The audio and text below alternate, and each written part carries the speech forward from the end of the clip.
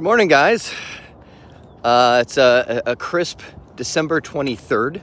Hopefully you guys are doing well preparing for Christmas in a couple days. We just had a great Christmas gathering last night with my son's baseball team. It was fantastic. So as I'm taking my morning walk, so a couple days ago I asked on Twitter, I said, hey, give me some topics that you want to hear about as I'm walking in the morning, because it kind of gets my blood flowing to talk with you guys as well. So one of the questions was, what is your top tip for creating content online? So I actually had to reflect on that. I'm like, okay, if I could only give one, and then it hit me. I'm like, I've got it. So hang on, let me drink some coffee. Top tip for teaching online is I'm going to tell it to you, and it's probably the best thing I could ever tell anybody, because I've coached a lot of people on how to teach online, because it's obviously what I do. But it's going to sound cliche. It's going to sound like like when you hear it, you're gonna be like, okay, it sounds like something. What was the movie? I was watching the Lego movie the other night with my kids, and there's a scene in there where he's like, believe, and he said, I know that sounds like something that belongs on a cat poster, and so what I'm about to tell you is something that belongs on one of those motivational cat posters, but here it is, and so this is the number one tip I could give anybody for teaching online, and it is to be yourself. Let me expound on that. What I see because a lot of people have given me videos to review and they're like, give me feedback. And the feedback is, it's not natural. And most of the time, it's not natural because they're trying to sound like somebody. Either they're trying to sound professional, they're trying to sound like another trainer that they saw. They're trying to sound they're trying to sound good, if you will. And again, there's nothing wrong with getting a good microphone, getting thanks Juan. Juan is singing the VLAN trunking protocol is not a trunking protocol song, but they're trying to sound like somebody else. So yeah, what I was saying is nothing wrong with getting a good microphone, a good camera. Things like that. I mean, if the sound quality is distracting, like I'm on my phone right now, I don't even know how this sounds to you guys. But if you're trying to be, if your personality is trying to be like somebody else, it's always gonna be subpar. There are a lot of instructors that I listen to, and I'm like, they are awesome. They are concise. They are crisp. They are. Thanks, Deborah. They are like nailing it, with exactly what they want to say. Like one of the challenges with my training, and I do it to myself, is I'm all over the place. I'm like, greetings from Germany. I just saw somebody type in. I'm like, Germany. Let's talk about Germany. Like my mind is like, if I went in, I would probably be diagnosed for some ADHD something, because I'm just all over the place all the time. But when I try to be concise and focused and only talk about what the bullet point says, my training is not good. So I'll give one example. So again, I know a lot of people are joining as I'm walking. So I'm giving you the top tip for training online. Somebody asked me to talk about this. It's be yourself. There's a friend of mine who is brilliant, probably one of the most brilliant technologists I've ever met, and he started creating training online. And he asked me to review it, and I was like, "Dude, you sound like you're trying to be a radio announcer. Like you're okay, today we're going to talk about." And I was like, no, you can't do that. I said, just pretend like you're sitting here talking to me like you are right now, and turn on the recorder and start talking. The biggest challenges come in when you're trying to sound professional. And the beauty is, thankfully, the industry has caught up to it.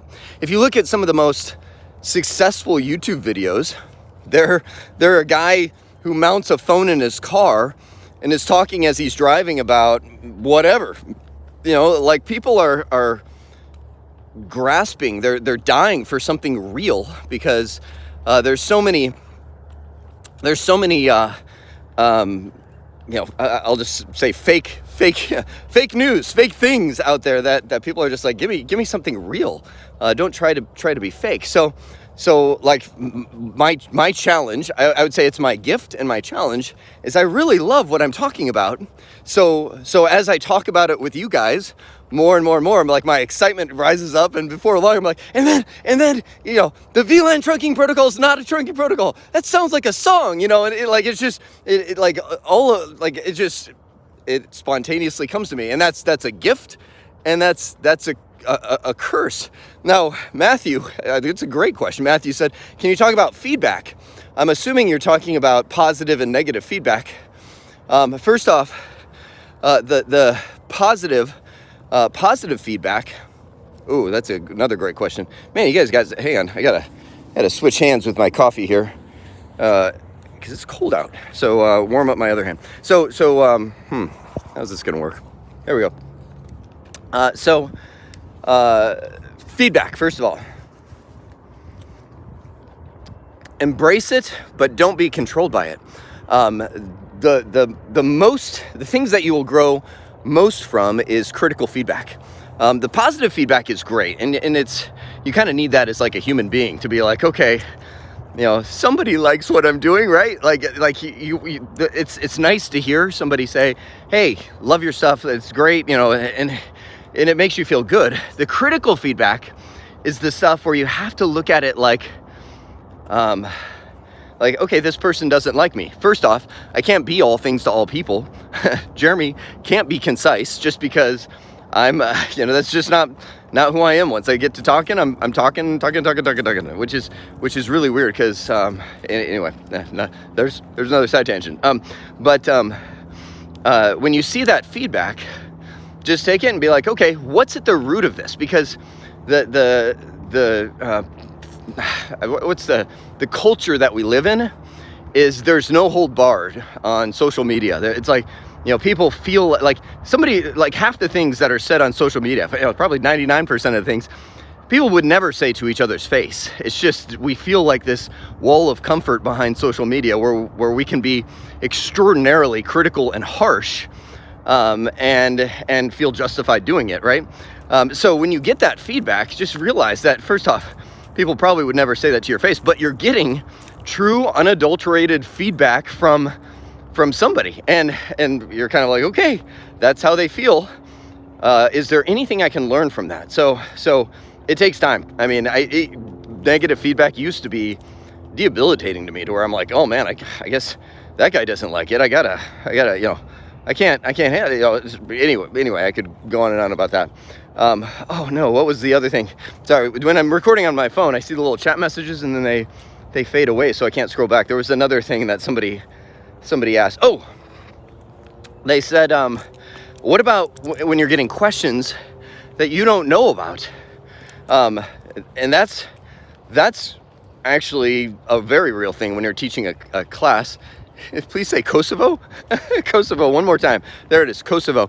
When you're teaching a class, you will get questions that you don't know. I still get questions I don't know. And there's two things you can do. One, you can give people kind of a general answer. Like if somebody's like, so what is the VLAN trunking protocol? Let's just say you don't know that. You might just say, well, in general, as a high level view, it's something to do with actually replicating VLANs between switches, I think, but let me get back to you on that. People are totally fine with that. Don't make stuff up. I mean, but I've been doing technology for 20 years, and the more that I learn, that I don't know, but a small smidgen of all of the stuff that's out there. So you start getting comfortable, small dog. You start getting comfortable with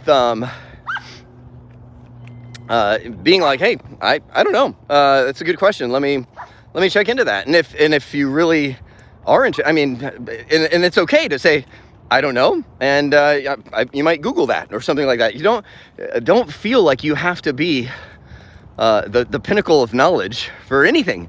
There's a I know a lot of instructors who have done extraordinarily well, who just kind of do what they do, and like, so okay, let me give you an example. A lot of you know Network Chuck. Chuck is a friend of mine who actually is doing a channel where he's just studying on Twitch, and all he's doing is he's like, I'm trying to get my CCNP. I'm just going to turn on the camera and study and just talk out loud as I'm studying, do labs, talk out loud. And people love it. And he's stumbling all over the place. He's learning to get his CCNP as he's quote unquote teaching it. And he's just inviting other people to join him. And that's what I'm trying to say with that. Be yourself. Like for me,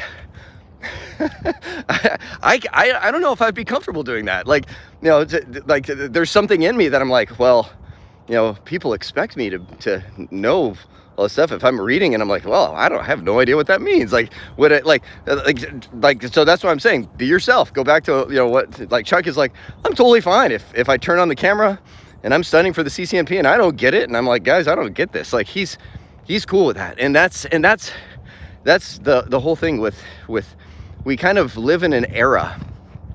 Let me end on this comment because my hand is freezing holding this phone. We live in an era where people are dying for truth and dying for reality. They're kind of tired of the fake, like, everything's fine, don't look over, like, and so be yourself, and you'll be surprised at just how accepted it is. So that's it. See ya.